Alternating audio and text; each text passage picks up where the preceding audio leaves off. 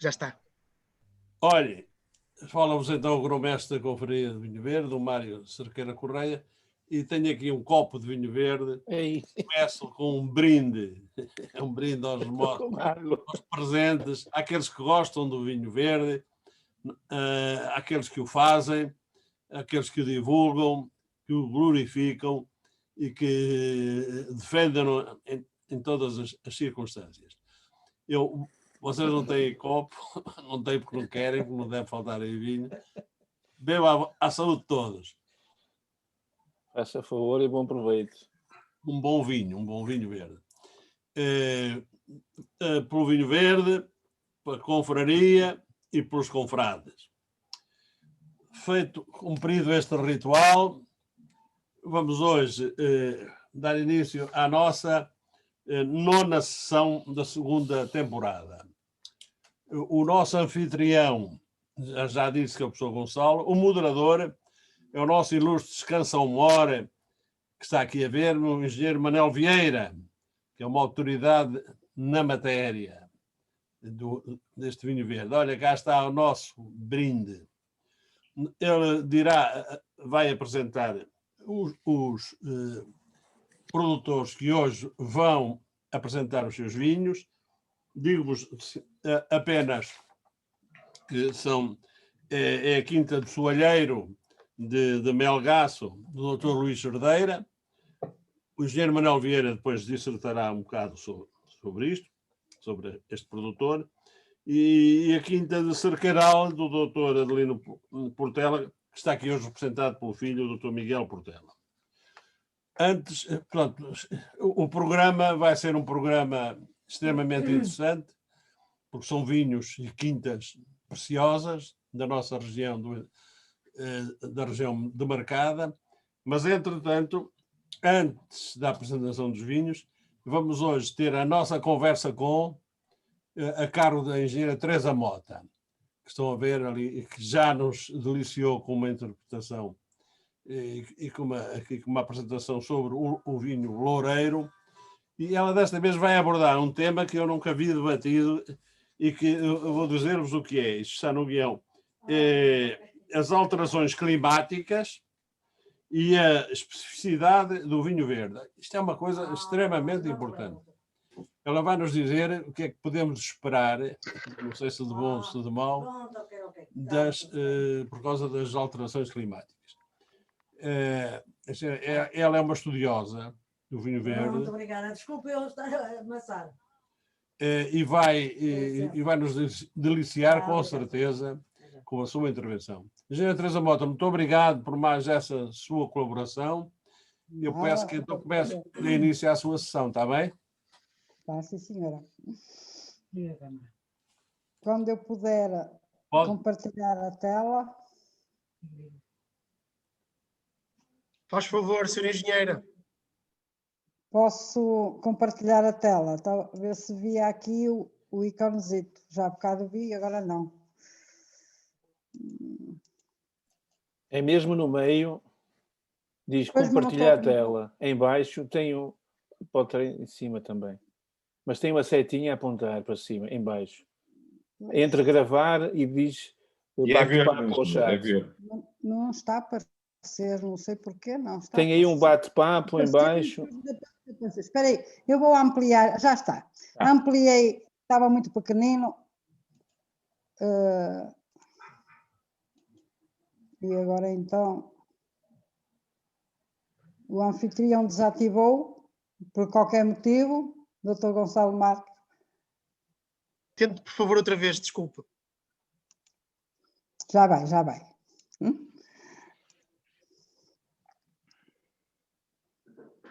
Isto já são efeitos das alterações climáticas, tenho a impressão. Deve ter sido da chuva de areia. Pá. Já está, engenheiro.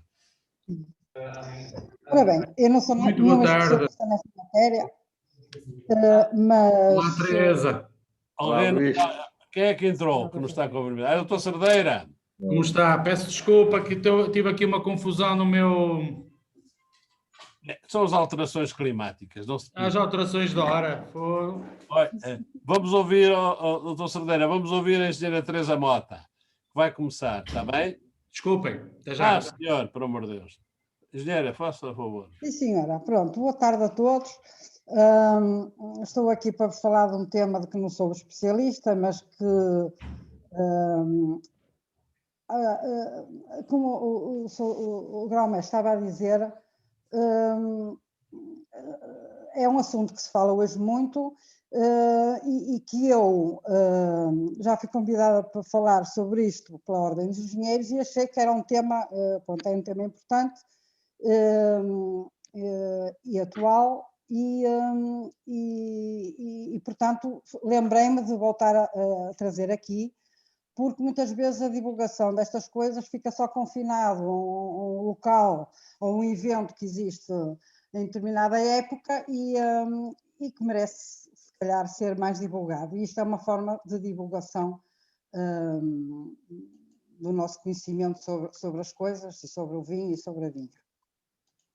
Portanto, este tema das alterações climáticas e efeito na produção do vinho já vem sendo abordado, já há 2 ou mais décadas, por agrónomos, biólogos e pessoas ligadas ao clima, e estão aqui alguns nomes ligados à viticultura europeia particularmente, que se debruçaram também sobre isto, nomeadamente Hans Schultz da Geisenheim, da Alemanha, o Vicente Sotés da Universidade de Madrid, Espanha, Gregory Jones da Universidade de Oregon, dos Estados Unidos da América. Este senhor fez um trabalho sobre o efeito do clima na região do Douro e, portanto, estudou essa situação com bastante profundidade. Depois, o grupo da Universidade de Trás-os-Montes de Alto Douro, liderado por João Santos, e que a principal informação em termos mesmo de alterações climáticas é dele, numa apresentação que ele uma vez fez na Comissão de Viticultura em 2015, e ainda aqui uns autores de Itália e outro da Universidade de Navarra e Bordeaux.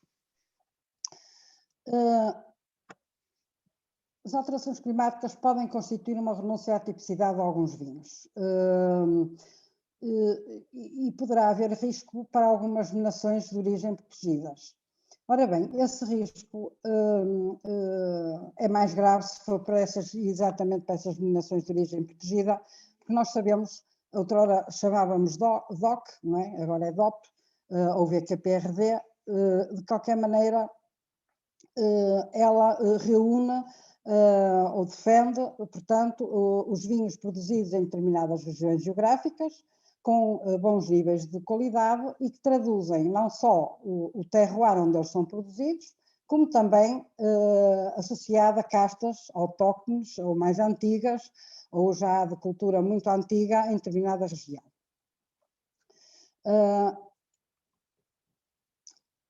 Eu coloco-vos aqui um modelo conceptual da qualidade do vinho de Richard Smart, um australiano, em que ele define que interferem na qualidade do vinho uma série de fatores, como é o solo e o clima, que fazem parte do dito terroir, e muitas questões culturais. Aqui a vermelho estão os efeitos diretos que ele vai ter sobre a fisiologia da videira e depois sobre a composição das uvas e, portanto, da qualidade do vinho, e a azul os efeitos indiretos. E, de facto, temos aqui o clima que influencia não só direta, mas indiretamente a fisiologia da planta e, portanto, a sua capacidade de produzir mais açúcares, mais quantidade de uva, etc. O caráter do vinho tem a ver com o clima, existem mesmo depois, em termos de limites geográficos para a cultura da vinha e de zonagem vitícola, uma série de indicadores, de índices heliotérmicos que fazem essa relação. E já Becker, em 77, agrupava, conforme as regiões de clima, o tipo de vinhos que eram produzidos. Regiões de clima considerados por ele frios, davam brancos frescos, ácidos, com buquê e aroma.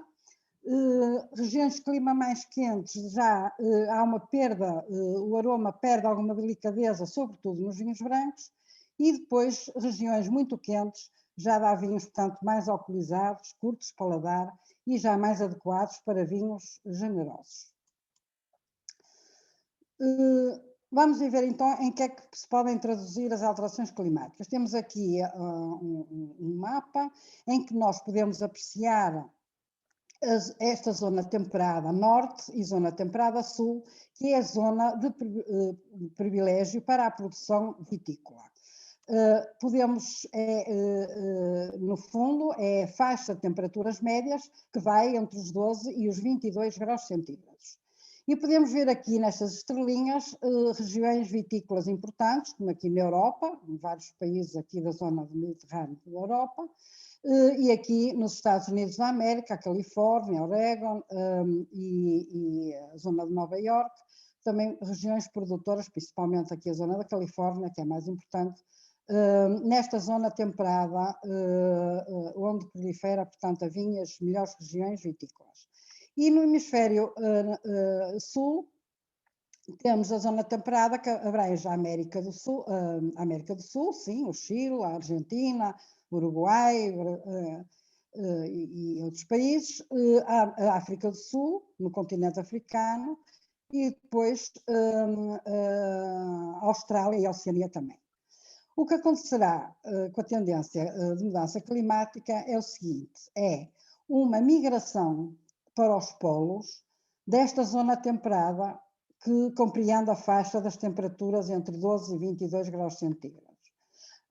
Ou seja, estas zonas, estas temperaturas, esta faixa subirá e, portanto, estas zonas vitícolas estarão sujeitas a temperaturas mais elevadas da zona aqui, mais tórrida, junto ao Equador. E a mesma coisa em relação ao sul, portanto, esta faixa também irá em direção ao hemisfério sul, ao Polo Sul. E isto o que é que pode resultar? Pode resultar que Inglaterra e Dinamarca possam vir a produzir vinhos com sucesso, aliás, em Inglaterra acho que já há áreas vitícolas importantes, que a nossa região, por exemplo, dos Verdes, se torne uma região mais quente e que o Alentejo tenha mesmo a vinha em risco, porque poderá ter temperaturas tão elevadas que não consigam manter a cultura da vinha. Isto são 3 exemplos daqueles, alguns que realmente foram referidos pelos professores da Universidade de Trás-os-Montes e Alto Douro. Estima-se que essas alterações climáticas conduzam a seguintes efeitos. Maior incidência de episódios de fortes precipitações. Maior frequência de temperaturas extremas no verão. Diminuição da precipitação no verão, conduzido, portanto, a períodos de seca prolongada. E aumento do número de dias de geada. Por outro lado, fevereiro e março com temperaturas mais amenas, e penso que isto vai ao encontro de que há bocado estávamos antes da sessão a falar, de que março, hoje parece que era 30 graus, que davam aqui para a nossa região. O junho já quente e sem precipitação, porque muitas vezes a período de falta de água começa mais em julho do que propriamente em junho, mas poderá antecipar-se, e de termos o setembro mais fresco e, portanto, também o agosto mais quente. Isto poderá afetar a fenologia da videira, portanto, a forma da sua expressão vegetativa, com floração, períodos de floração mais cedo, praticamente uma semana, com o pintor mais cedo, cerca de 2 semanas, 15 dias, o que fará com que a maturação seja mais precoce e a vindima, portanto, mais cedo. Portanto, se nós vindimamos por 15 de setembro, começamos a vindimar em agosto e temos que alterar o nosso período de férias. Por outro lado, haverá uma melhoria em termos sanitários, porque não haverá, portanto, condições de temperatura e umidade tão propícias à incidência de doenças criptogâmicas, como é o míldio, o ídio e as podridões. Portanto, nem tudo é mau, não? Agora, falar um bocadinho sobre tipicidade dos vinhos verdes, em que é que isso consiste? A nossa região é conhecida pela região dos vinhos verdes. É por aqui o S em maiúsculas, para nos lembrarmos de que somos uma região grande, somos uma região que tem 9 sub-regiões vitícolas, onde de facto produzimos vinhos, até porque diferentes, vinhos que pelas suas castas, que as castas estão mais confinadas a determinadas sub-regiões e que marcam a qualidade e a especificidade daqueles vinhos em termos de sub-regiões.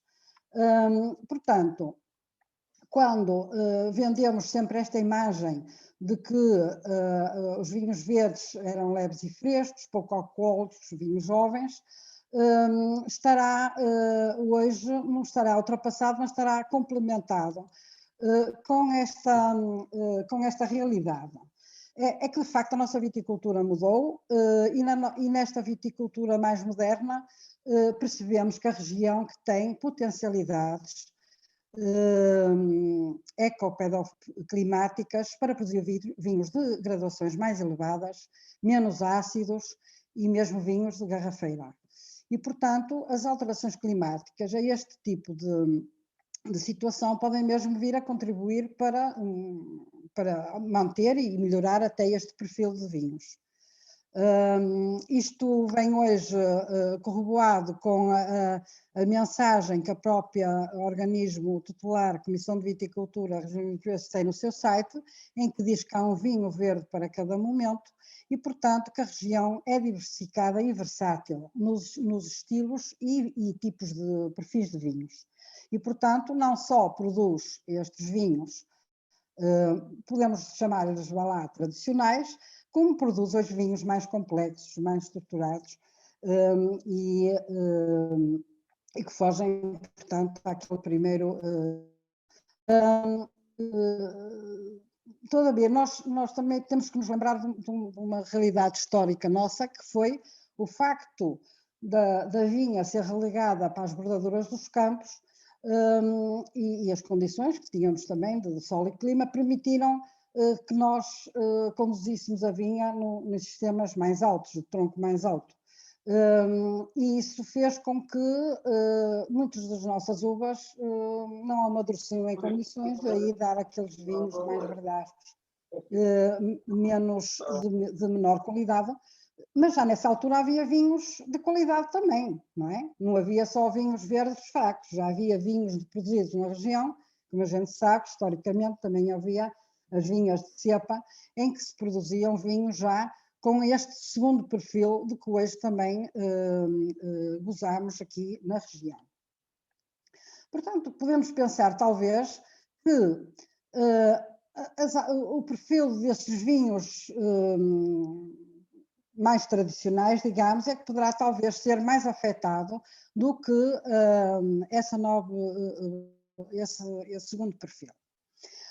Mas nós também podemos contornar alguns destes aspectos, porque temos aqui, neste mesmo diagrama de Richard Smart, temos alguns fatores que nós podemos interferir, como são as tais decisões culturais, a escolha das castas, dos porta-enxertos, opções pela rega, pela fertilização, pela manutenção de solo, uma série de coisas que nós podemos mexer e que podem interferir no vigor e que podem, portanto, interferir na qualidade das uvas. E enquanto até agora estivemos preocupados em conseguir graduações mais elevadas nos nossos vinhos, mexendo também exatamente nestas decisões culturais,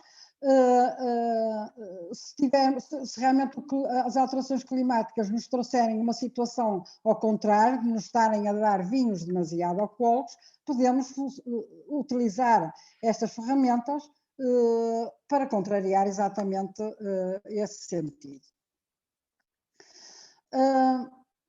Gregory Jones diz-nos que o clima é um fator indissociável do sucesso das culturas agrícolas, por influenciar a adaptação de uma casta a determinada região e controlar, respectivamente, a produção e a qualidade dessa contribuindo também para a sustentabilidade económica. Pois se nós temos castas que estão adaptadas ao nosso clima, não é?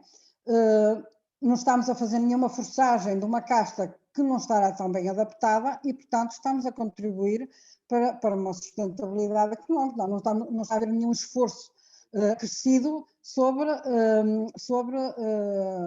essa adaptação. E aqui podemos, nesse aspecto, Portugal e particularmente aqui a região dos vinhos verdes, estar em vantagem por causa da grande variabilidade intervarietal que nós temos. Já referimos noutras ocasiões a riqueza que temos no nosso património genético, de ter grande número de castas, e cada vez aumentam mais, com os estudos que se venha fazendo, e, portanto, nós poderemos jogar com o fator casta, podemos abandonar determinadas castas, podemos privilegiar outras castas que temos e que também estão um bocado abandonadas. O mesmo Gregory Jones traz-nos também um diagrama interessante sobre agrupamentos de clima e maturação das castas. Ou seja, a aptidão da casta associada à aptidão climática das castas, no fundo, a aptidão da casta a determinados climas. E nós podemos ver aqui, ele considera aqui 4 agrupamentos de clima: um clima mais frio, intermédio, temperado e quente, em que as temperaturas médias do ciclo vegetativo variam entre 13 graus centígrados e os 21 graus centígrados.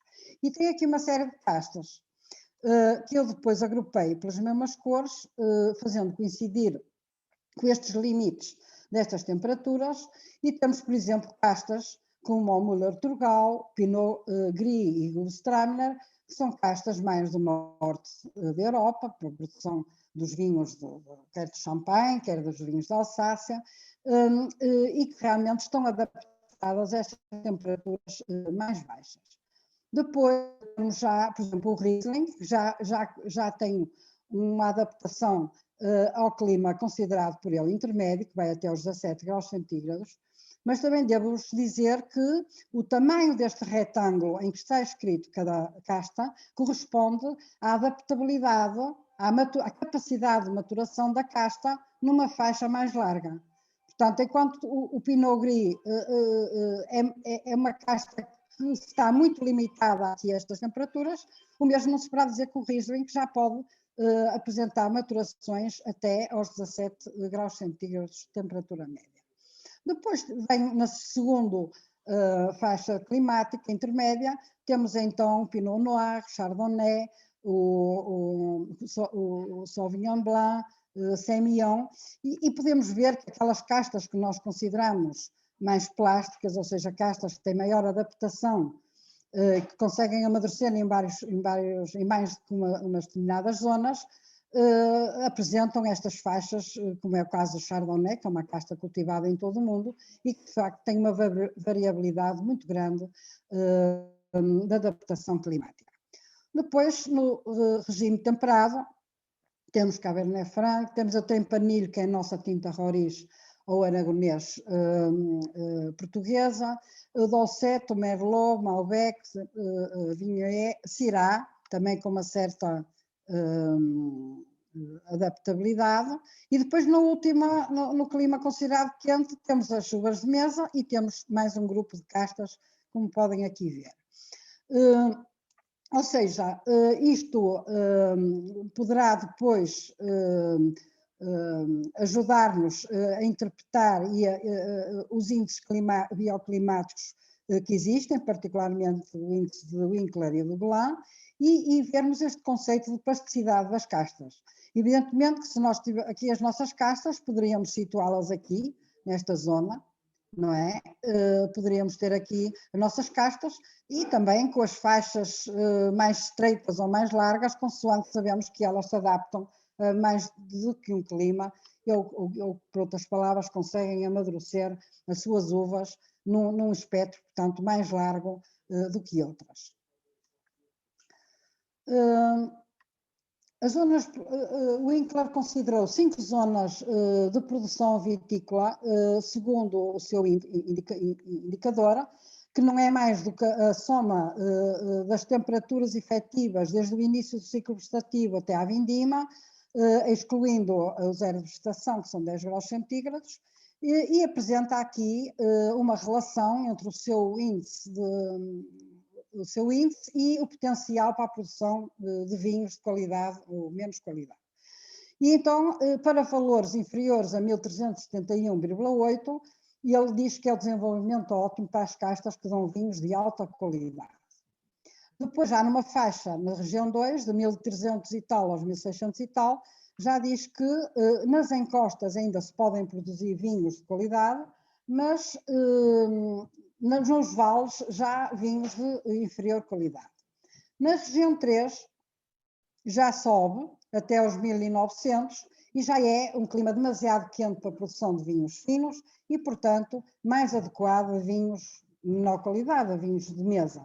E depois as temperaturas acima disso, zonas mais adequadas à produção de vinhos doces. Nós possuímos estes valores aproximados deste índice que foram calculados na estação química de Galhano, portanto, em Arcos de Valdevez, e os resultados a que nós chegamos são estes que vocês podem aqui apreciar e que podemos agrupar algumas castas em que as suas necessidades térmicas são distintas, quer brancas, aqui no primeiro, quer tintas. Temos, portanto, à volta de 1100 e tal graus centígrados, temos a trajadura e o alvarinho, e temos nas tintas o alvarilhão, que é o brancelho da região dos vinhos verdes, e o padeiro. Depois segue-se outro grupo de castas, como o arinto e a batoca, em 1200 e poucos graus, e nas tintas o pedral. Depois temos o avesso e o loureiro, também na gama dos 1200 já mais elevados, 1260 e tal, e a casta vinhão, com 1280 e tal graus centígrados, numa terceira posição. Depois o azal branco mais exigente, 1305 graus centígrados, a par das duas tintas borraçal e espadeiro. A seguir vem o amaral, ou antigo, ou designado azal tinto, que mais exigente, portanto 1340 graus centígrados, e finalmente o rabo de daim, ou rabo de ovelha, castas, portanto, casta da zona de basto, que exige 1424 graus centígrados. Portanto, a maioria está dentro daquela gama ótima para a produção de vinhos de qualidade, mas isto pode-nos dizer que, por exemplo, esta casta azal branco nunca amadureceu em condições em Arcos de Valdevez. Já em Amarante e em zona de basto amadurece muito bem, portanto, lá conseguem-se temperaturas mais elevadas do que na Ribeira Lima. E, portanto, poderá, perante estas alterações climáticas, será uma boa oportunidade para esta casta até se poder adaptar a outras sub-regiões que não a de Amarante ou Basto. E a mesma situação para estas tintas, que são mais exigentes e que poderão, portanto, amadurecer noutras regiões também e com maior sucesso as suas uvas. Eu devo dizer que esta casta amaral, que é das castas mais antigas e que já vimos que é mãe de muitas, ou mãe ou pai, está na gênese de muitas castas da região e do país, é uma casta que está a ficar em extinção. Eu estive na zona onde ela devia ser mais cultivada, que é na zona de Castelo de Paiva, estive a semana passada lá, e não consegui encontrar praticamente já vinhas com casta amarela, é difícil de encontrar. E porque dizem que ela não amadurece bem lá. E além de que é uma casta que produz pouco e, portanto, está a ser abandonada por esse aspecto. E poderá ser uma casta com aumento da temperatura que seja favorecida a sua maturação. E, portanto, também poderemos valorizar algumas castas, por nós hoje designadas minoritárias, porque têm muito pouca expressão cultural, mas que são autóctones e são da nossa região, e que são demasiado ácidas. É o caso do cainho branco, que existe também na Galiza, e que é resultado de um cruzamento do tal amaral com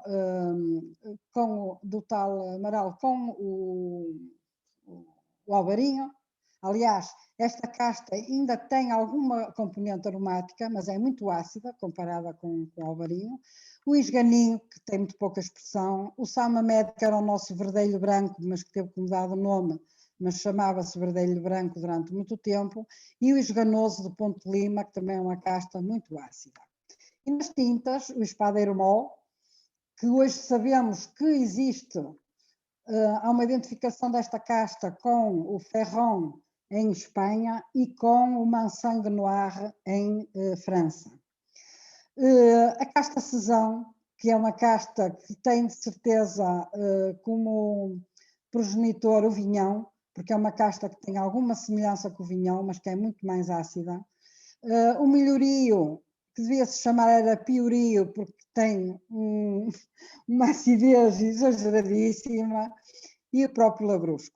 Portanto, são algumas das castas que, quem sabe, poderão não só ser beneficiadas com os aumentos da temperatura que se avizinham, mas também até diversificar os nossos vinhos, porque está a haver uma tendência de afunilamento para se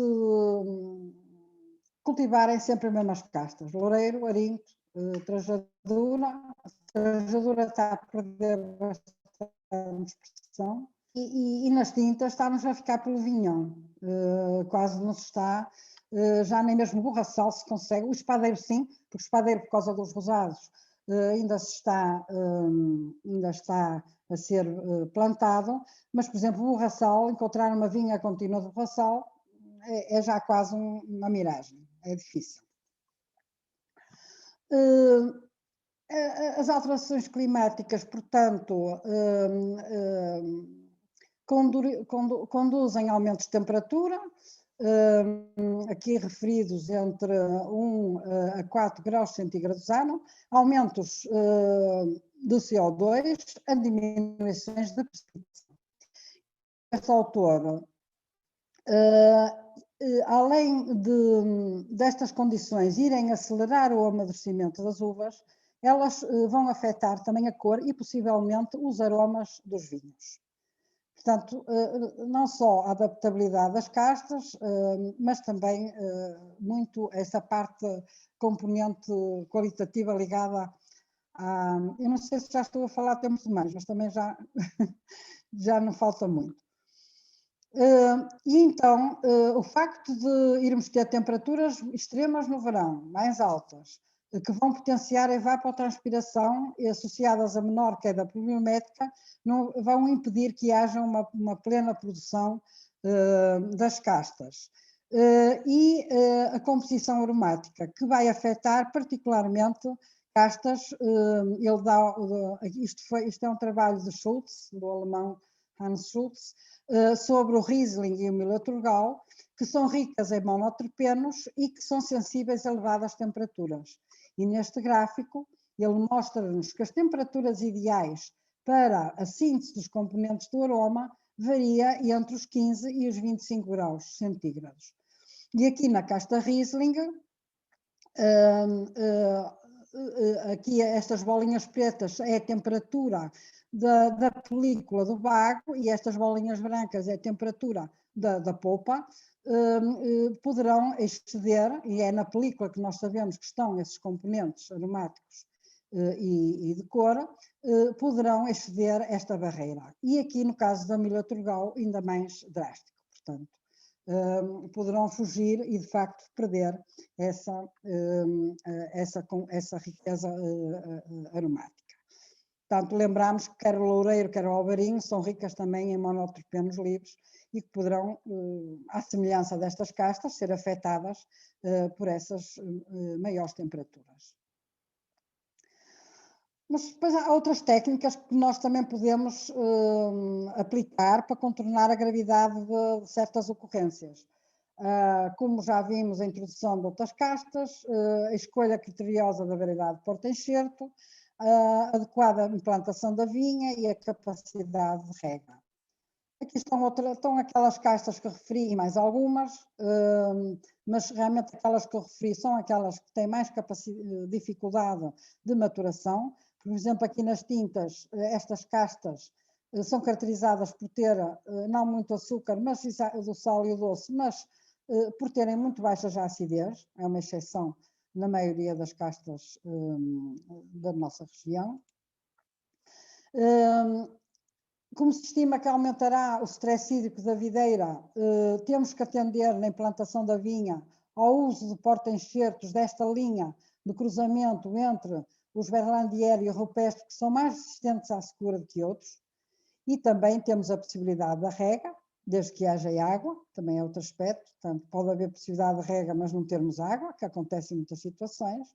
E vocês podem ver aqui nesta imagem, retirada do ensaio da casta loureiro com um porta-enxerto sensível à falta de água, que é o 114, e um que é mais resistente à secura, como o 1103P, e aqui houve uma queda severa no ano 2000, houve uma queda severa de folhas pelo stress hídrico e também térmico que se verificou na maturação das uvas, e o 1103P aguentou-se muito melhor do que aquele porta-enxerto. Portanto, temos que jogar também com este conhecimento e é muito importante. Também aumentará o escaldão dos cachos, que é um incidente cada vez mais comum, e sempre que possível também instalar a vinha no sentido norte-sul, para que não, porque é o sentido em que nas horas de maior calor não há tanta incidência sobre os cachos, que é o que acontece na orientação este-oeste, em que na hora de maior calor há incidência direta sobre os cachos.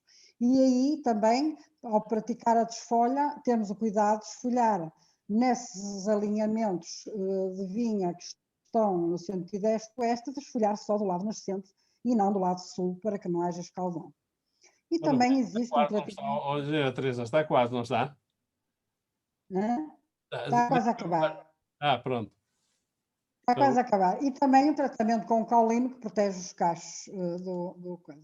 Depois há outro, podemos desacelerar a maturação através de outras técnicas, como criar ensombramento, aumentar a altura do tronco, uma vez que os cachos ficam também mais longe do solo e a distância a percorrer xilémica da água e dos nutrientes é maior, diminuição da relação folha-fruto, ou seja, há outras técnicas que nós podemos atuar que vão mitigar, portanto, essas consequências algumas destas alterações climáticas.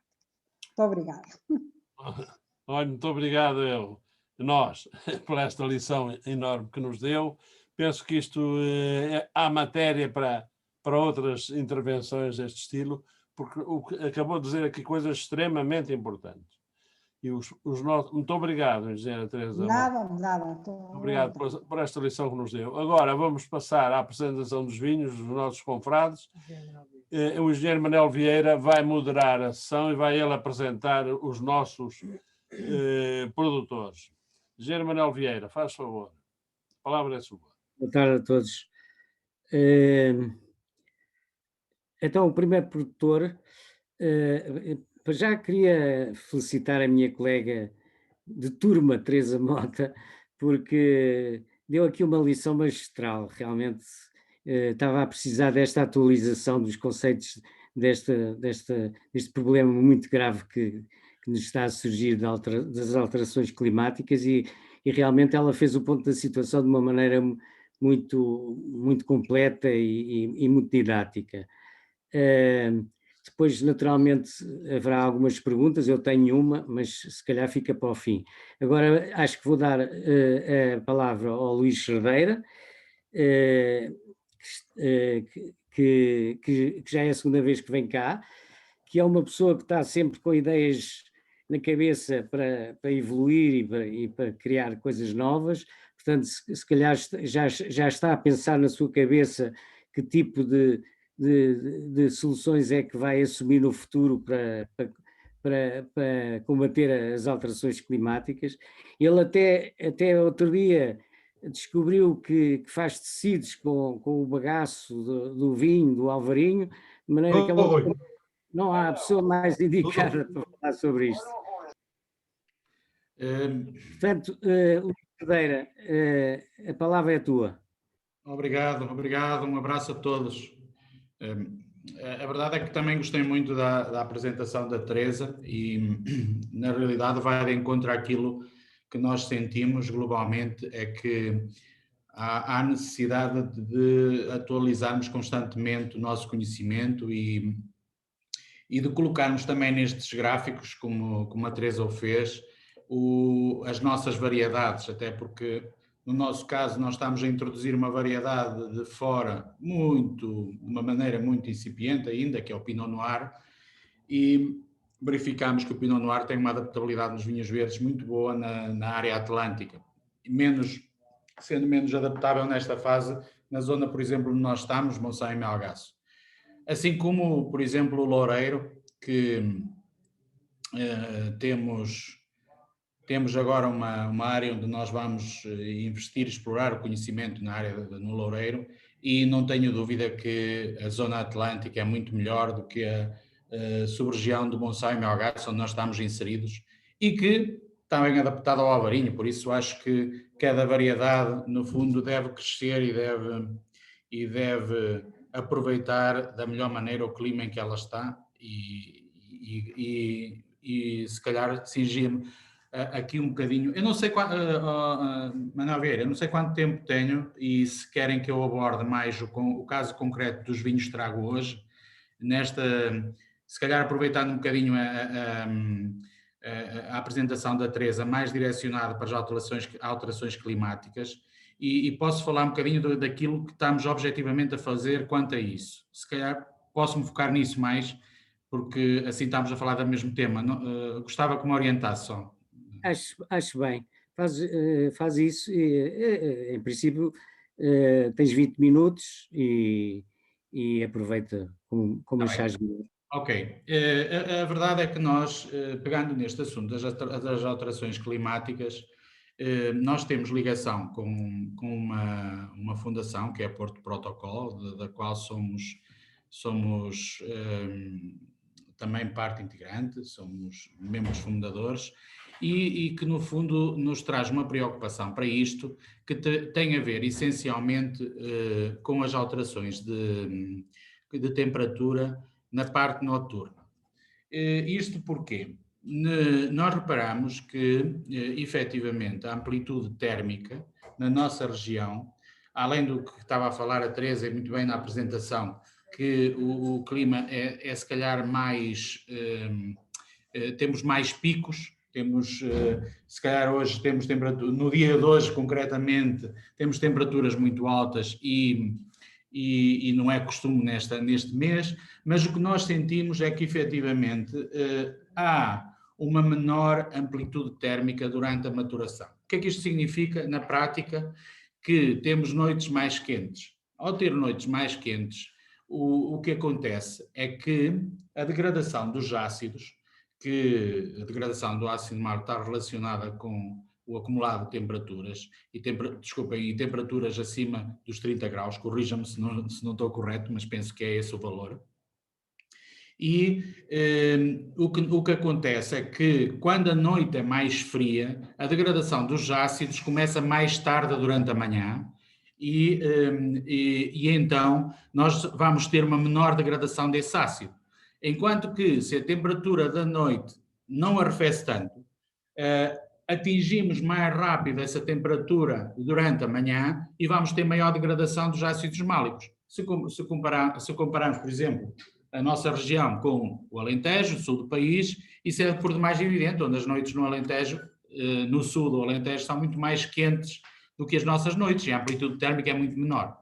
Então, isto faz com que realmente nós, que éramos uma região, eu lembro-me, a minha primeira vindima foi em 94, e foi um ano bem ácido, em que a acidez era elevada, nós atualmente já não temos, a nossa preocupação é que a acidez não seja não se perca.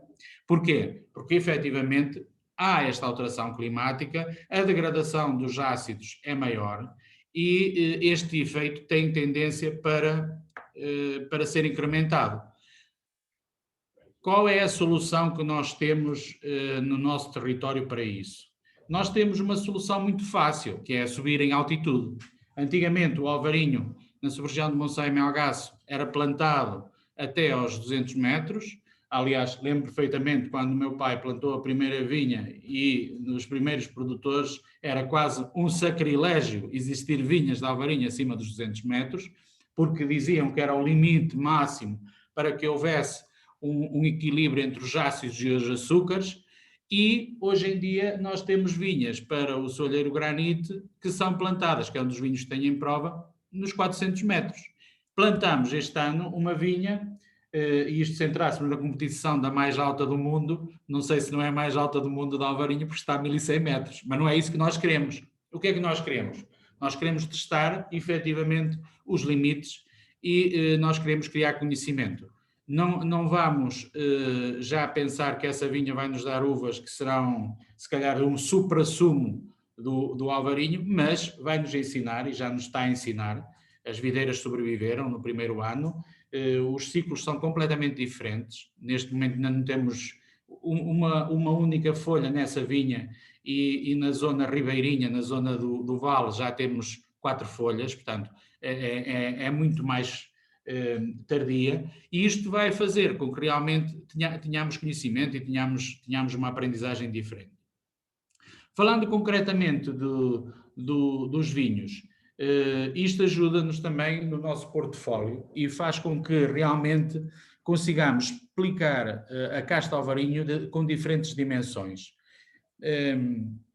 Este aquecimento global, estas alterações climáticas, que são uma realidade, não são virtuais, são uma realidade. Há regiões, como a nossa, que possivelmente será das últimas a ter graves problemas. Porquê? Porque nós ainda temos capacidade de vindimar muito mais cedo, e se nós vindimarmos mais cedo, felizmente, vamos fugir do equinócio e vamos fugir das chuvas. Uma das vantagens disto é, já há 2 anos consecutivos que vindimamos em agosto, que iniciámos a vindima em agosto. É preciso nós também adaptarmos. Agora, em termos dos vinhos, ajuda-nos realmente a ter um vinho do vale, e vou começar pelo soalheiro alvarinho, pelo clássico, que eu de malandro tenho aqui um 2017, que está assim, pronto, está naquele ponto que só estou à espera de qualquer coisita para o jantar. Não o posso beber todo. O alvarinho tem boa capacidade de envelhecimento. A zona do vale tem capacidade de produzir vinhos mais aromáticos, porque a terra é mais fértil, o solo é mais fértil. O sumo da uva vai ser mais rico em precursores aromáticos, em compostos azotados, e a fermentação, seja ela feita por uma levedura indígena da adega ou por leveduras adicionadas, vai ser sempre mais rica em aromas, porque há mais precursores aromáticos. Este vinho é um vinho que me agrada bastante. Na versão 2020, que é a que vocês têm na imagem, é muito mais fresco, muito mais frutado. Nós estamos, felizmente, fruto de uma mudança que fizemos até na retribuição ao Clube da Uva. Estamos a ter um efeito de ter mais mineralidade no soalheiro clássico, que era normalmente muito frutado.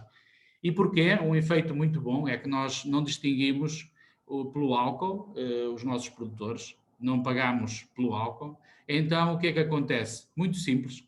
A preocupação deles não é atingir teores alcoólicos muito elevados, portanto não fazem tratamentos com potássio para rapidamente conseguirem produzir mais álcool, e isto faz com que os nossos pHs tenham descido muito. O pH, por exemplo, do soalheiro clássico, apesar da acidez ser baixa para a região dos vinhos verdes, é 6,5, temos um pH 3,15. Ou seja, há 5 anos atrás, quando não tínhamos esta medida implementada, tínhamos pHs muito mais elevados de 3, 4, só para terem uma noção. Isto não foi propositado, não houve aqui ninguém iluminado que teve esta ideia, simplesmente foi uma consequência, foi um bónus de nós, no fundo, termos tido essa decisão não a tivemos por causa disso, tivemos-la porque achamos que o álcool não é efetivamente um fator valorizador para distinguir a qualidade da uva, preferimos muito mais a concentração ou até a própria atividades que se fazem na vinha, como podem ver, para realmente valorizar a uva. E foi um bónus que tivemos que fez com que este soalheiro clássico 2020 seja muito mais preciso na boca. Eu diria que a grande mudança dos nossos vinhos está a ser essa, ou seja, temos vinhos elegantes, mas que hoje em dia são muito mais precisos e que têm um volume de boca, mantém mesmo assim um volume de boca muito, muito interessante.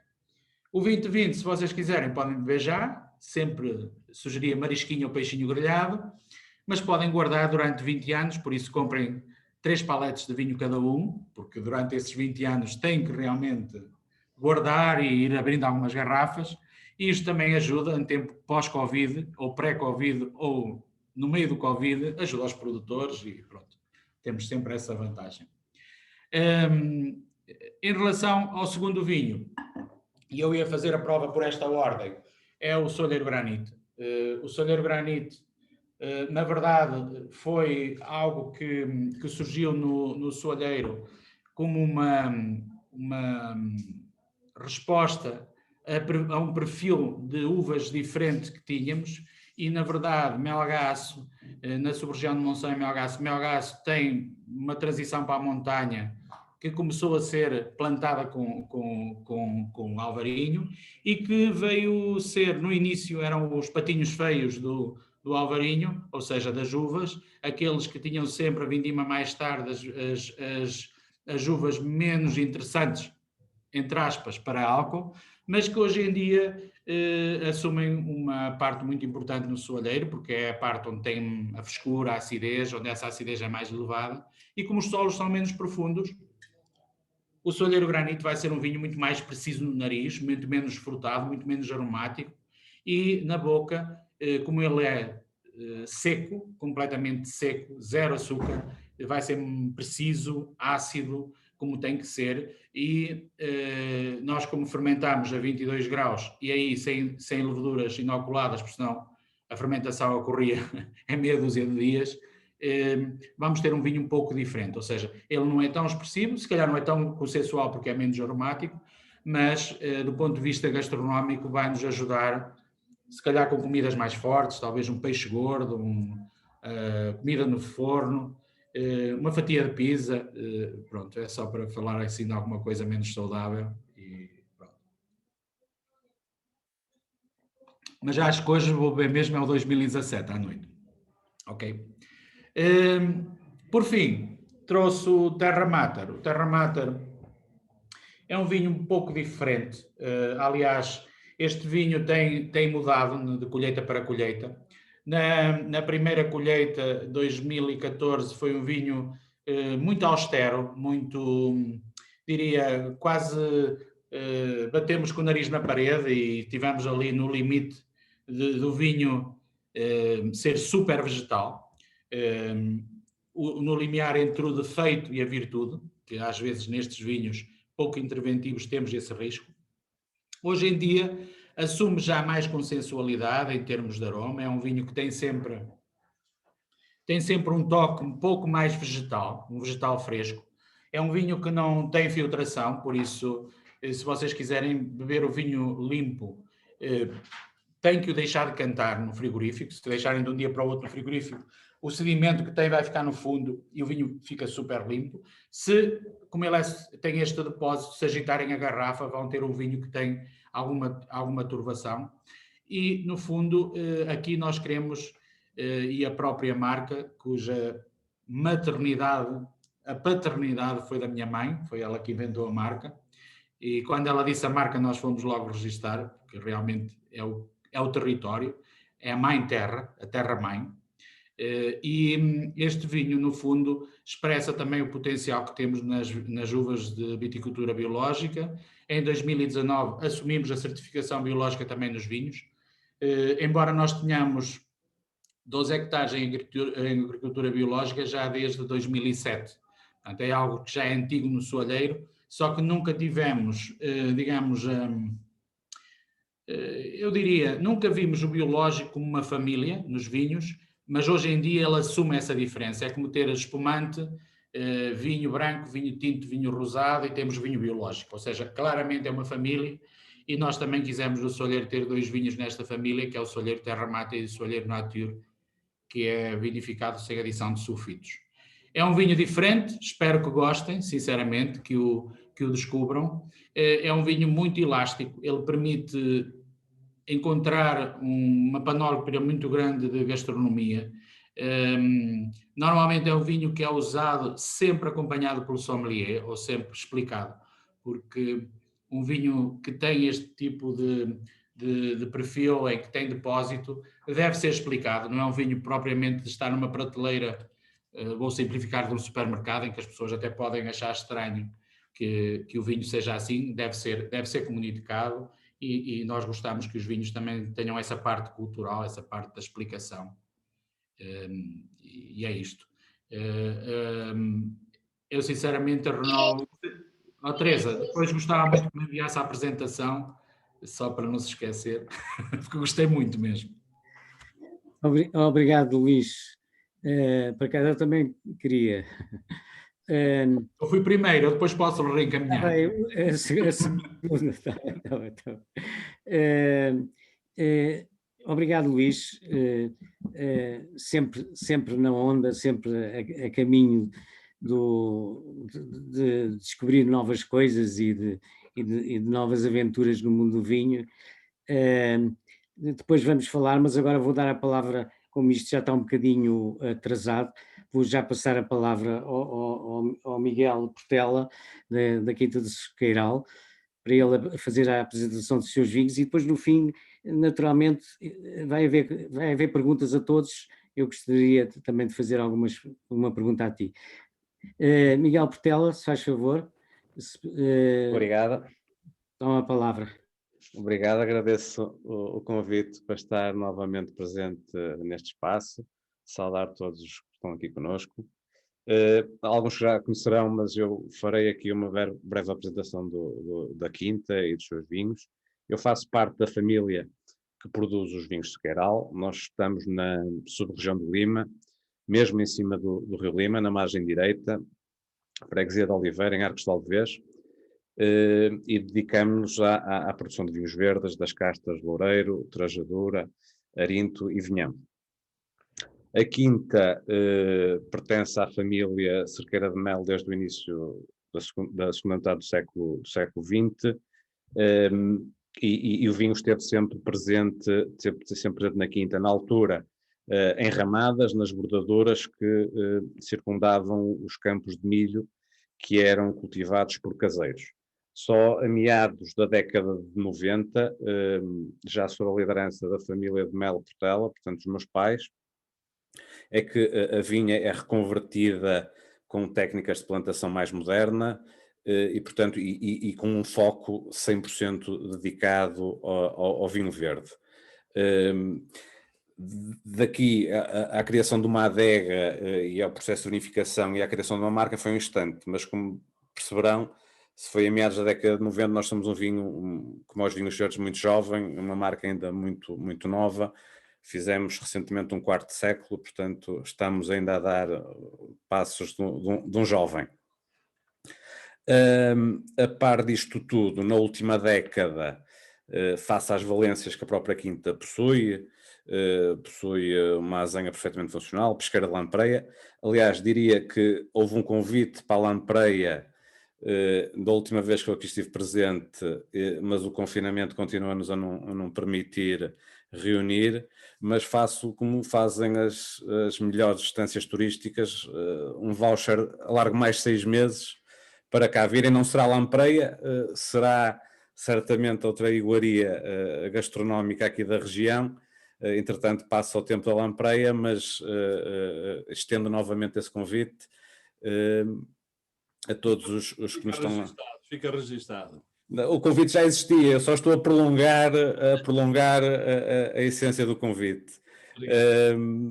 E, portanto, aproveitamos quer a Azenha, quer o Rio Lima, quer a própria pesqueira, aliada à criação da adega, às próprias vinhas. As casas dos caseiros que cultivaram terra foram restauradas e reconstruídas para casas de turismo rural, e iniciamos assim o nosso projeto Enoturismo, nesta última década, e que abrimos desta forma a nossa quinta às visitas, à nossa propriedade, e contribuímos assim para alargar esta oferta turística da região, de uma região que tem vindo cada vez mais a ser procurada e reconhecida como um destino de excelência.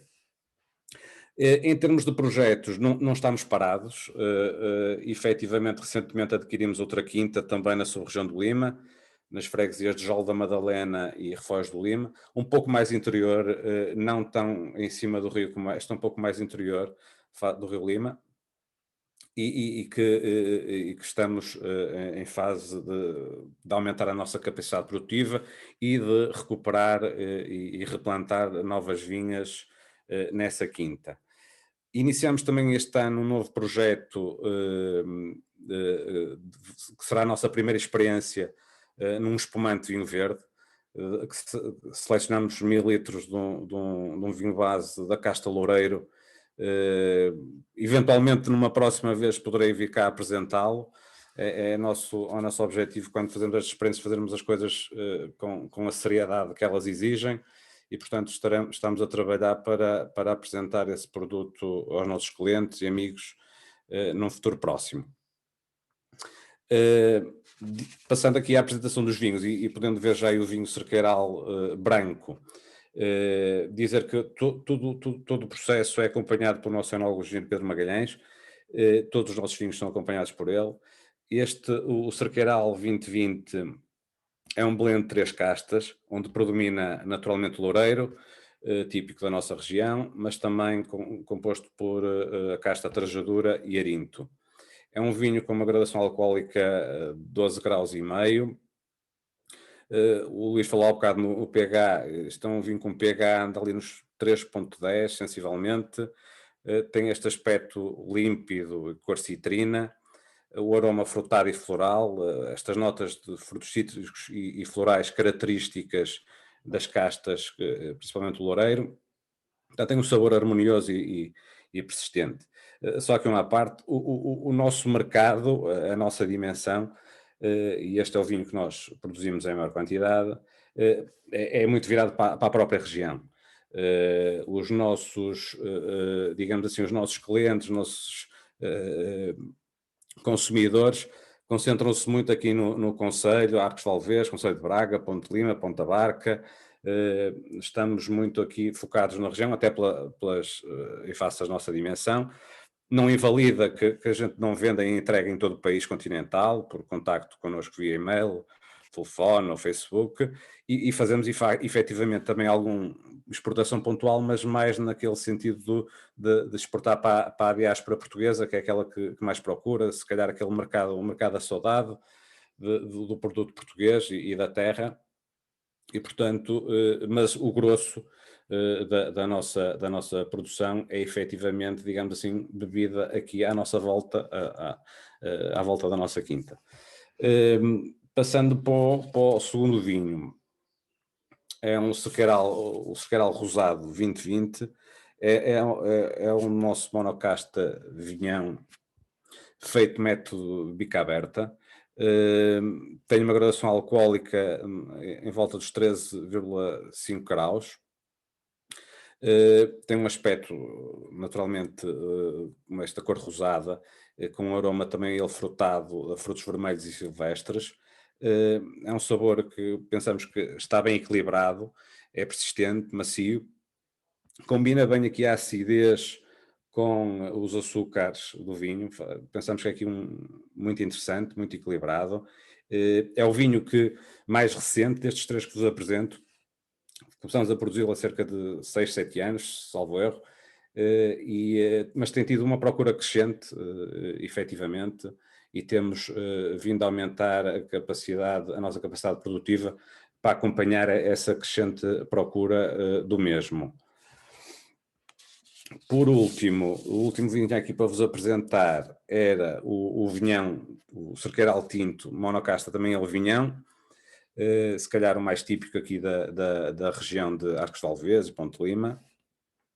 Também ele, portanto, vinhão está este ano com uma graduação de 13 graus e meio, tem uma cor vermelha granada muito, muito intenso, muito, muito expressivo, também com aromas a frutos silvestres, é muito encorpado, complexo, é harmonioso, é persistente, tem uma boa estrutura e a acidez conferida pela casta é de facto bastante refrescante. Este sim é bom para a tal lampreia, para a dita lampreia, ou para um cabrito, ou para um prato gastronómico local bastante gorduroso. Eu diria que acompanha muitíssimo bem a carne da cachena, também típica aqui de Arcos de Valdevez, e poderá ser esse o plano daqui a 6 meses, se nos pudermos encontrar, provar este vinho e provar também essa gastronomia local. Não vos quero tomar muito tempo, queria de facto agradecer de facto este convite e dizer que nós somos uma quinta de facto familiar e que todo este projeto cerqueiral só é possível face a um esforço familiar. Quando digo família, digo pais, filhos, tios, primos, que têm de facto ajudado imenso, aos amigos e clientes que também nos ajudam significativamente e aos colaboradores que nestes últimos 25 anos nos têm acompanhado nesta caminhada que esperemos que perdure no tempo. Se tiverem alguma questão, estou à vossa disposição. Obrigado, Miguel Portela. Ótima apresentação. Por acaso não conhecia a Quinta ainda, mas pelas imagens parece-me um projeto muito, muito interessante e muito bem estruturado. Há uma das imagens, se me permite, há uma das imagens que até é bastante utilizada pela Comissão dos Vinhos Verdes, que é exatamente a foto sobre a azenha, a vinha e o Rio Lima, e que a imagem é nossa, obviamente, mas que tem sido utilizada muito pelo vinho verde como uma imagem de marca e que a nós só nos congratula, obviamente. É evidente, é evidente. Eu agora, como a hora já vai adiantada, queria dar a oportunidade a quem todos os que queiram fazer alguma pergunta, a qualquer dos três que intervieram. Alguém quer fazer perguntas sobre as apresentações feitas? Bom, então eu vou atacar aqui a engenheira Teresa Mota e para começar com as alterações climáticas. Depois de ouvir tudo o que ela disse, dá-me a impressão que temos que voltar um bocadinho ao vinho verde de antigamente, quer dizer, pelo menos à viticultura de antigamente, que era muito mais expansiva e que dava origem a menor grau.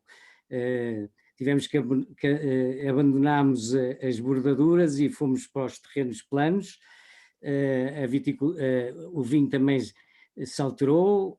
Hoje em dia há uma enorme panóplia de diferentes vinhos, mas com o aquecimento, e se quisermos manter a tal tipicidade que ela falou, embora tipicidade seja sempre um conceito um bocadinho polémico, não é? Cada um tem a sua tipicidade, mas eu agora estava a pensar nos vinhos clássicos, dos vinhos com um grau alcoólico baixo, que ela falou, com açúcar residual, com gás, com agulha, como falava o engenheiro Galhano. Será que temos que voltar um bocadinho atrás na viticultura?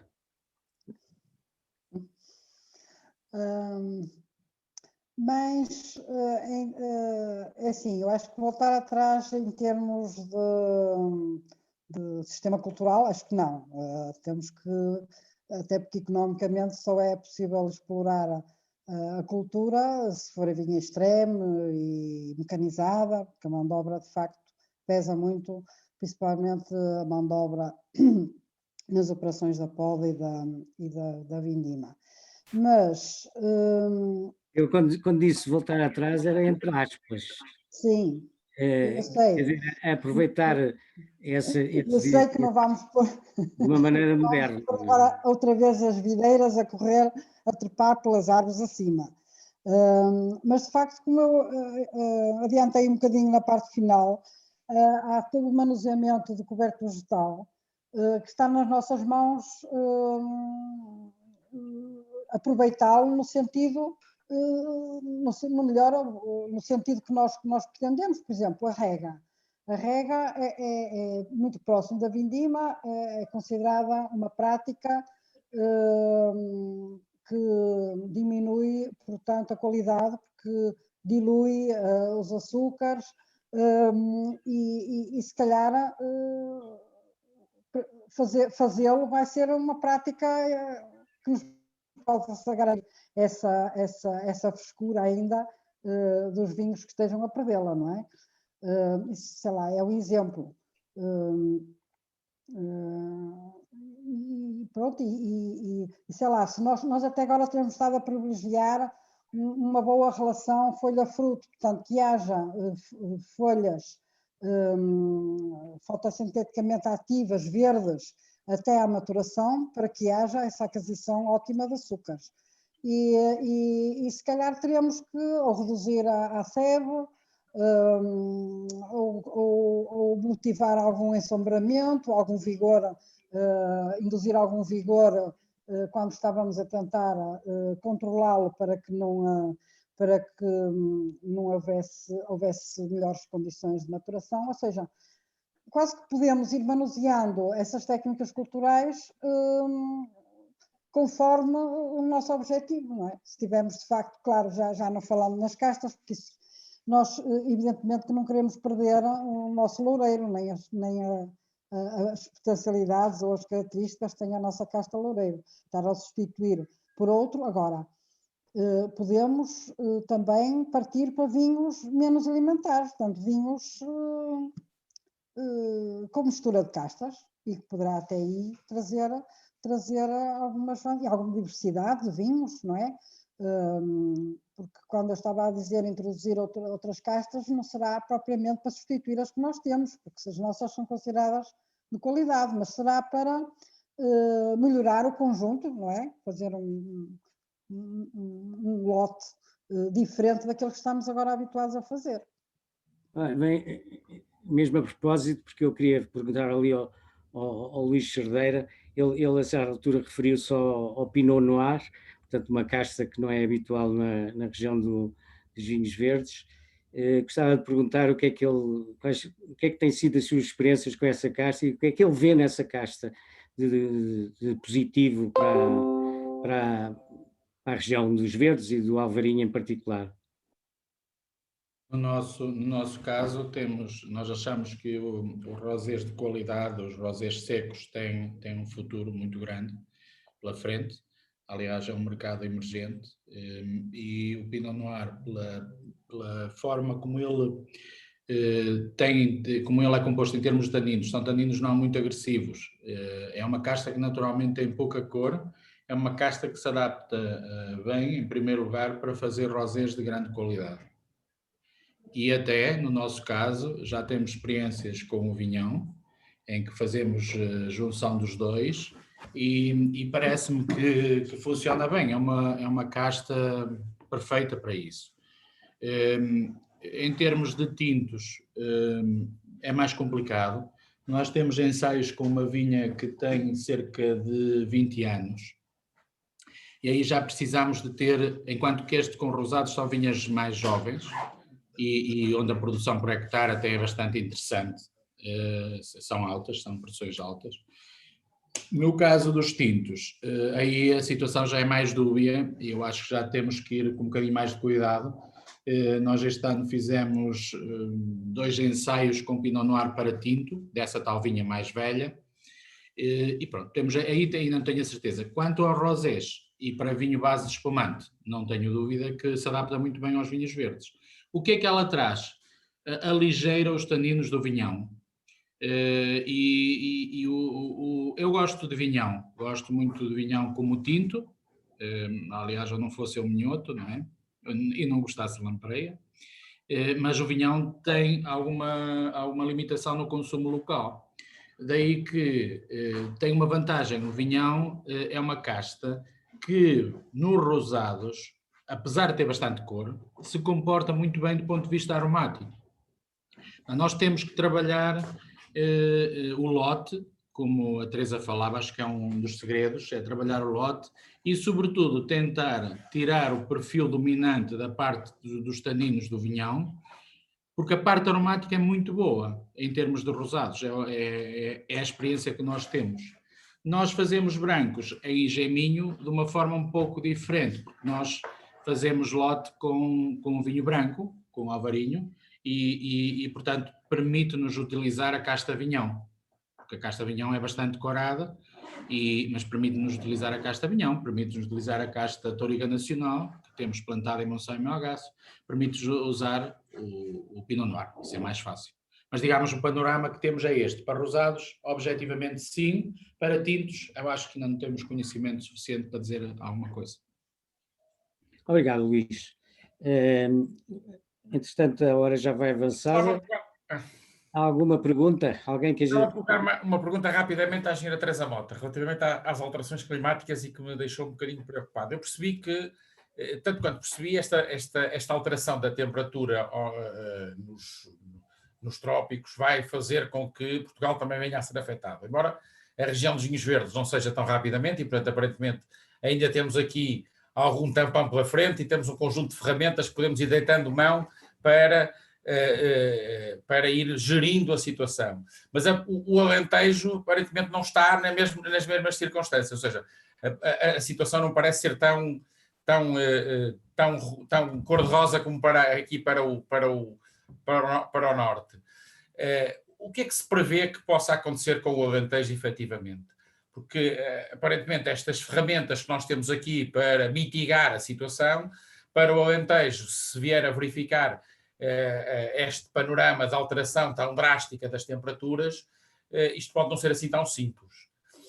Eu aqui há tempos vi uma reportagem muito interessante da produção de vinho chinesa, em que eles já plantavam vinho em terras muito áridas, com temperaturas altíssimas, tipo deserto, zonas desertas. Será que isto pode ser uma solução? Ou seja, nós vamos aprender com os chineses como é que se resolve os problemas das altas temperaturas no nosso Alentejo?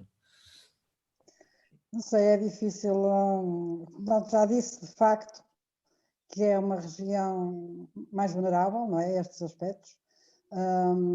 E como há bocado o colega Cerveira estava a dizer, nós aqui temos ainda uma ferramenta que é a altitude, não é? Já não tem essa ferramenta. Nós aqui ainda podemos, à medida que subimos, há uma perda de temperatura significativa e podemos começar a colocar a vinha, de facto, em cotas mais altas, ao passo que o Alentejo, pelas suas características, é mais plano e, portanto, nem esse recurso terá. A rega também melhorou, não é, com a Alqueva, mas também somos muito mais ricos aqui em água para satisfazer as necessidades hídricas da videira do que eles lá. Por isso é que provavelmente eles estão numa situação bem mais desfavorável, não é? Ainda por cima estão mais a sul, já é uma região quente e, portanto, mais depressa poderão ser afetados com... Isto é uma notícia muito triste para eles, não é? Não tenho dúvidas disso, mas não sei se será para os nossos tempos assistirmos a essa perda por parte do Alentejo. Muito bem. o tempo já vai muito adiantado. Eu passo a palavra ao nosso grão-mestre para ele fazer o agradecimento final. Muito obrigado a todos pela minha parte. Não quero terminar isto sem dar a possibilidade ao engenheiro, a algumas pessoas que ainda não, que talvez tenham algumas questões a pôr. São 7h20, mais uns minutos, uns 10 minutos, talvez, até às 7h30. O que é que acha, engenheiro Manuel Vieira? Eu sei que é o moderador, mas talvez haja aí perguntas. Eu não sei se... Eu já tinha feito o desafio. Já feito o desafio. Foi baseado nisso que eu passei a palavra. Eu sei, tem razão, tem razão. Bom, olha, de facto, este foi mais uma sessão extremamente interessante.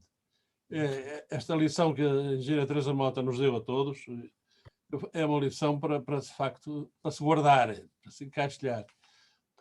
Ela disse aqui coisas extremamente importantes. Eu nunca tinha ouvido muitas destas coisas serem ditas assim, em público, e para pessoas que precisam de ter estes conhecimentos. Olha, muito obrigado. Mais uma vez, já há bocado lhe disse e aqui repito. Mas eu tenho aqui, eu gosto... Professor Barros Cardoso, o que é que diz? Quero-me ouvir. Quero. Tenho algumas questões, não é? Mas não sou tão aprofundado, ou melhor, não tenho um conhecimento aprofundado como a engenheira Teresa Mota em relação a estas questões das castas, digamos, da substituição das castas. No entanto, e aqui já estou a entrar na área agora que sei que há aqui uma questão que eu queria colocar que tem a ver com o seguinte. Falou de uma casta Amaral. Ora bom, eu há muito tempo que vejo essa expressão Amaral tratada de diferentes maneiras pela história. E vou recuar ao século XVI, 1531-32. O Rui Fernandes fala de vinhos amarais, que há historiadores que traduzem por amargos. Tem alguma coisa a ver com a casta ou não? Na sua opinião? Eu sei que é uma especificidade. Tem a ver com uma grande riqueza. Tem a ver com uma grande riqueza ácida, não é? Eu suponho que é ácido málico, que tem a casta. Mas eles também nesses documentos falam muitas vezes, já havia referido, o azal doce, porque a casta Amaral, como sinónimo, era o azal tinto. É um sinónimo do azal tinto. E aparece nas referências bibliográficas também azal tinto. E algumas falam no azal doce e no azal amargo. Portanto, dá a ideia, e provavelmente são clones distintos. E como é uma casta que é muito antiga, eu suponho que é das mais antigas do país, juntamente também com o Alvarilhão, talvez eles englobem, e também é curioso e não vir Amaral e vir Amarais, vir no plural. O facto de vir no plural, se calhar também significa de que há vários tipos de Amaral, não é? E isso é verdade, que existem vários tipos de Amaral. Porque o estudo que se fez por microsatélites de várias colheitas de material de azal, tinto ou amaral, como quisermos chamar, de várias zonas do país, chegou-se à conclusão que havia 6 genótipos diferentes. Portanto, é uma casta que tem mutado muito ao longo dos anos, e que provavelmente, por isso, tínhamos essa sensação. Aliás, nas nossas listas das castas mais antigas, havia castas que vinham sempre no plural. Uma eram os doçares, e realmente há 2 ou 3 doçares, não é? Por isso vinham doçais, e amarais, e ainda outra qualquer que não estou recordada, que vinha no plural. Exatamente, tínhamos a noção de que não era só... é quando nós não conseguimos definir a barreira correta do que é aquela casta, não é? Há umas pequenas variações, que tanto pode ser variações dentro da casta a que nós chamamos clones, portanto, imaginemos, temos um vinhão com uma folha mais fina e um vinhão com a folha mais espessa. Naturalmente que o vinhão que foi para o Douro com o nome de Sousão tem uma folha mais espessa, porque é uma resposta ao clima mais seco, à resistência, portanto, que ele tem que ter à secura. E com o Amaral passa a ser a mesma coisa. Agora, com o Amaral é progenitor de muitas castas desta região e não só desta região, não é? Cruzou-se com o Alvarinho e deu o Cainho. O Pedral também é resultado do Amaral com o Alvarinho. É uma casta que eu digo, é das castas que pode estar em extinção que eu tenho mais pena que se perca. Porque, e fiquei muito triste no outro dia, de facto, quando fui a Castelo de Paiva e vi que é a zona que eu penso, ali é que eu encontro Amaral. E não. Ela chama-se hoje Amaral nas castas e não Azal Tinto, porque o Azal Tinto não tem nada a ver com o nosso Azal Branco. E por isso era incorreto estar a chamar Azal Tinto, que podia estar a confundir com a forma tinta do Azal Branco. E por isso é que se escolheu o sinónimo, porque ele também era conhecido por Amaral, e escolheu-se o nome dessa casta para figurar agora nas listas. Muito bem, muito obrigado. Eu acho que não tenho dúvida que essas referências antigas referem-se à casta Amaral, à casta Azal Tinto, não é? Que vem Este autor define os vinhos amarais como os menos apreciados, os menos valorizados. Coloca os vinhos amarais num patamar de mas mais baixo, provavelmente em Lamego, que ele refere-se à região de Lamego. Mas sabe também que há documentos, agora não estou a lembrar bem qual é, acho que é de um tal Batalha, que diz que o vinhão que dava um vinho pouco interessante e que se estragava, mas que quando junto com o Azal Tinto, que melhorava e a sua conservação que era bastante prolongada.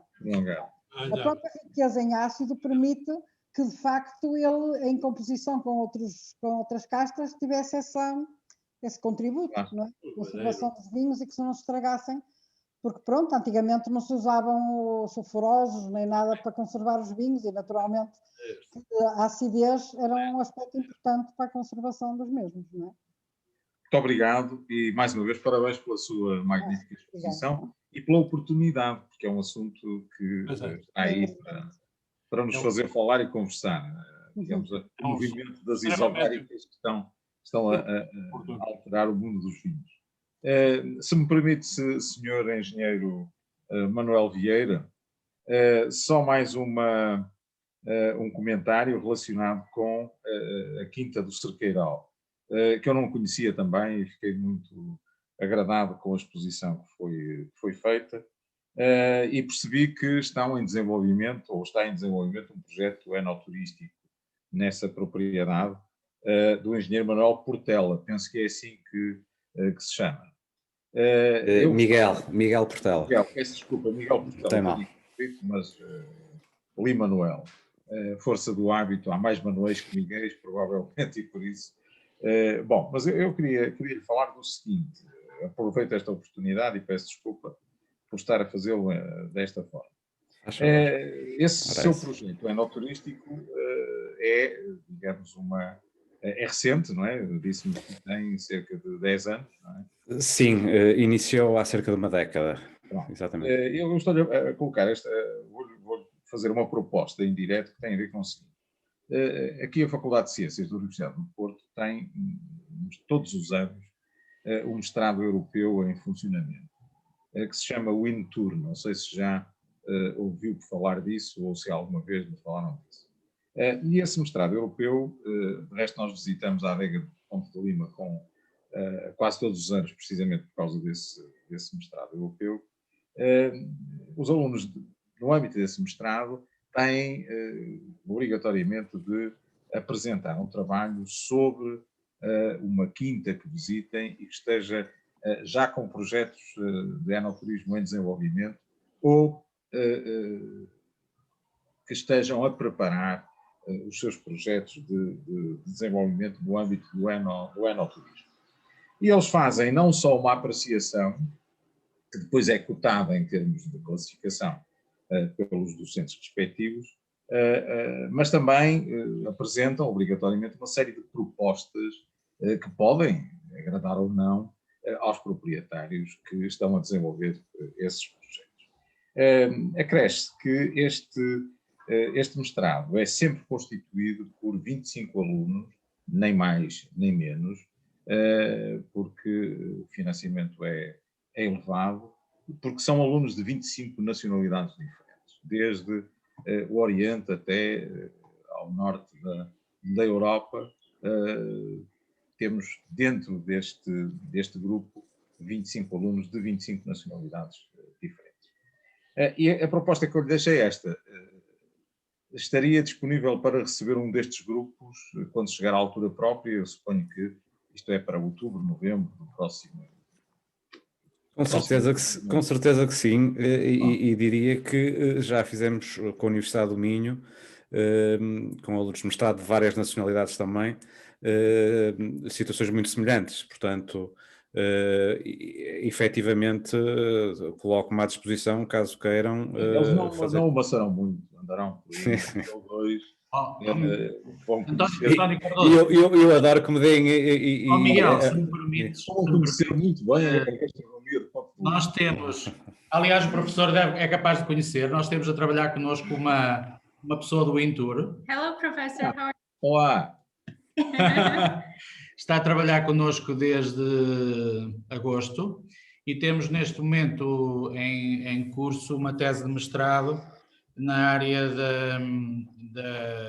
da parte do turismo social. E Miguel, acho que é muito interessante porque são alunos que têm uma experiência muito vasta e sobretudo a experiência pessoal de conhecer outros países. Sim, sim. E nós estamos sempre muito abertos a este tipo de culturas. Na última sessão, Manuel Vieira, lembra-se, foi a Carolina, que é da Colômbia, hoje é a Tina, que é da Geórgia. Okay? Por isso, acho que é muito importante e faz parte da nossa cultura, abrimos as empresas e é muito bom esta proposta do António Cardoso para realmente haver esta recepção a este tipo de mestrados que são muito interessantes. Desculpem interromper, mas achei que era importante. Não, agradeço. I wanted to say all the best. Muito bem, obrigado. Quem era? Fica lançado o repto e, portanto, depois entra a falar. Está uma senhora a falar. Onde é que ela está? Não a vejo. Nós estamos aqui no escritório e ela agora saiu. Foi-se embora, está bem. Ora bem, e então, o professor Zé Maia Marques quer dizer alguma coisa? Todos os dias nos brinda com uma intervençãozinha. Quer?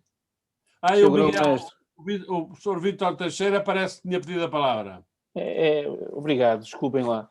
Eu tenho que agradecer, gostei muito e até estava muito interessado em ter acesso à apresentação da Sra. Engenheira Teresa Mota, porque acho que é uma ferramenta, um instrumento de disseminação de conhecimento para nós leigos, não agrónomos ou não ligados diretamente à produção, à vitivinicultura.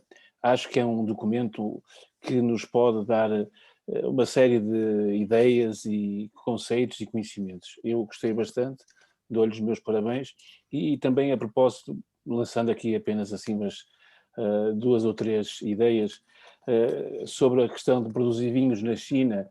Os chineses produzem vinhos, qualquer tipo de vinho que lhes puserem, ao fim de poucos anos conseguem produzir, mas é uma mimetização do vinho. Eles são capazes de produzir o que quer que nós queiramos, é uma questão instintiva, cultural, mas lá está, são vinhos que a identidade ou aquela propriedade que se sente num vinho de maturação ou maturidade de processos, que, por exemplo, que durante muito tempo se desconfiou dos vinhos do Novo Mundo e que acabaram por...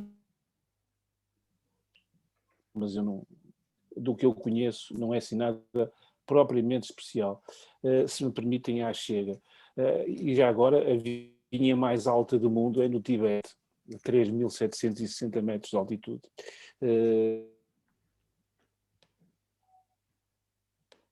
Então é mais alta que o Alvarinho.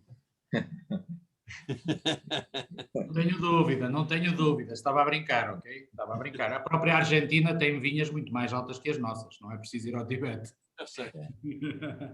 Doutor Vítor Teixeira, tem mais alguma coisa a dizer? Eu não sei se o som foi abaixo.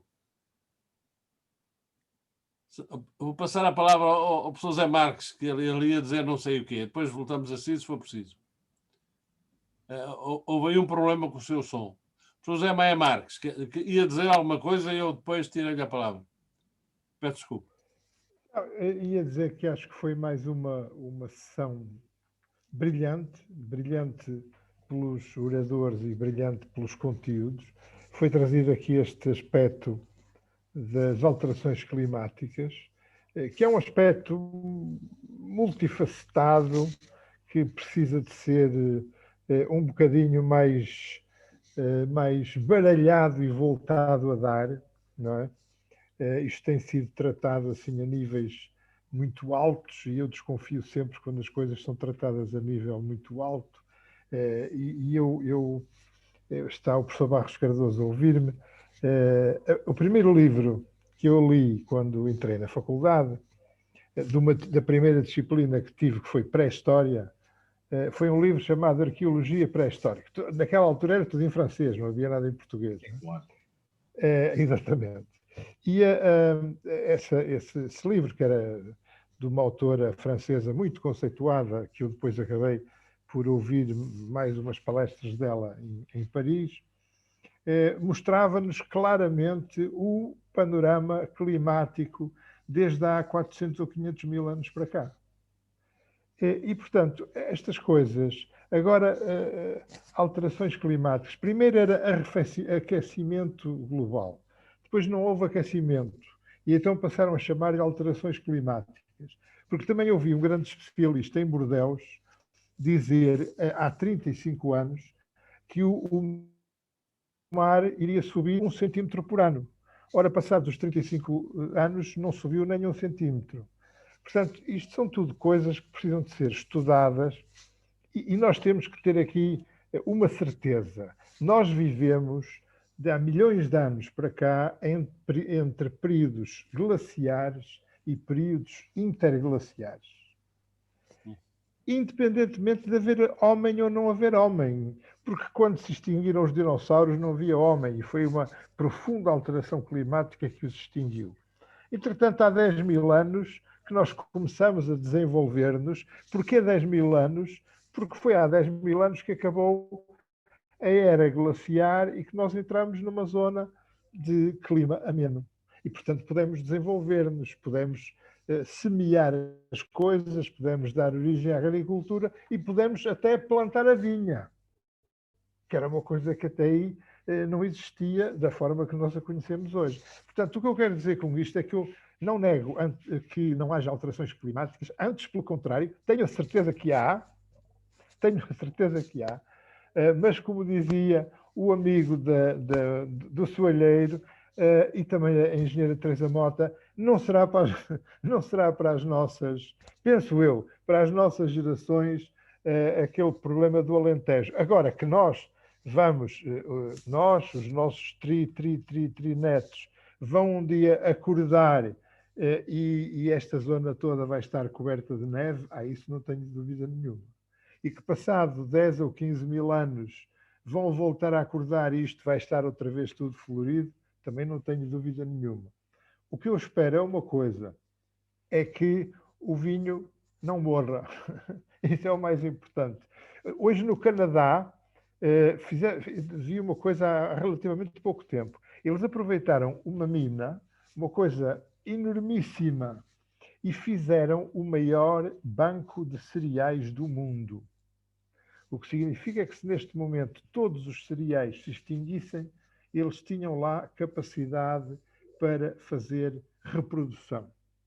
Se calhar nós, engenheira Teresa Mota, a nível do vinho, às tantas, temos de começar a pensar nisso também, embora não seja para as nossas gerações mais próximas.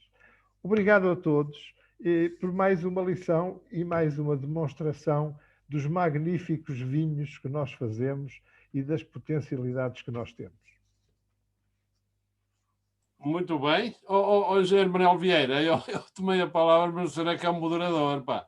Não, eu já tinha passado a palavra ao mestre para terminar a sessão. Não sei se alguém mais quer dizer alguma coisa. Não sei se o professor Borges Cardoso tinha terminado. O professor Borges Cardoso tinha terminado? Sim, sim, completamente. Pronto. Obrigado. Miguel também. Obrigado a todos. Doutor Zé Manel, mais uma vez. Tem alguma coisa a dizer da nossa curia-báquica? Não tem. Tem? Já fiz a minha questão, já coloquei a minha questão. Muito obrigado. Já fui respondido. Já esclareci satisfiz a minha curiosidade. Obrigado. Foi. Meus senhores, então eu não sei, olhem. Gonçalo. O Gonçalo, falta o professor Gonçalo Maia Marques falar. Diga alguma coisa. Já foi tudo dito. Acho que tivemos aqui uma sessão extraordinária e as conversas que a conversa proporcionou, e acho que isso é muito importante, e volto a dizer isto. Este trabalho da engenheira Teresa Mota, que ainda hoje nos mostrou outros trabalhos, têm que ser por nós publicados. Nós temos essa obrigação, eu sinto pessoalmente essa obrigação de passar aquilo que estas conversas para todos representam e colocadas digitalmente, claro, mas passá-las também para um livro. São informações fundamentais. Sem dúvida. Sem dúvida. Eu tudo farei para isso, colegas. Eu estou à disposição para trabalhar nisso. Acho que temos todos essa obrigação. Era só o Dr. Mário Correia. Muito obrigado por me dar a palavra. Grão-mestre, nós podemos adotar agora o estribilho que é: as conversas com o vinho têm mais encanto na hora da despedida. É verdade. Olhem, muito obrigado a todos pela vossa presença. Vou beber mais uma vez à saúde de todos. Para fazer inveja aos restantes. Aconselho-vos da próxima vez, tragam um copo com vinho verde, é que eu faço. Bebo à saúde de todos. Bem bom este vinho verde. Não posso dizer a marca, nem, porque eles são todos bons. Aqui é só água, grão-mestre, aqui é só água. Olhem, muito obrigado a todos pela participação de cada um, a Quinta do Soalheiro e a Quinta do Cerqueiral. Duas quintas lindíssimas, dois produtores fantásticos, não é? Com vinhos diferentes. Um da zona do Alvarinho, que é a nossa pérola, e o outro com raízes históricas profundas, que tem que ver com a nossa nacionalidade. Nunca esqueço o torneio de Arcos de Valdevespa, foi prova da inteligência dos nossos reis. Em vez de se matarem aos milhares, vira-se um para o outro: pá, arranjai meia dúzia, que eu tenho aqui meia dúzia, e quem ganhar, ganhou, ficou vencedor. E não sei se morreu alguém ou não, ou até se existiu o torneio, mas se não existiu, devia ter existido. E para nós é sempre uma recordação. E é uma prova de inteligência de quem antigamente mandava nestas coisas. Foi uma coisa muito interessante. Engenheira Teresa Mota, assim, que se esforçou por dar-nos aqui uma lição muito interessante. Muito obrigado.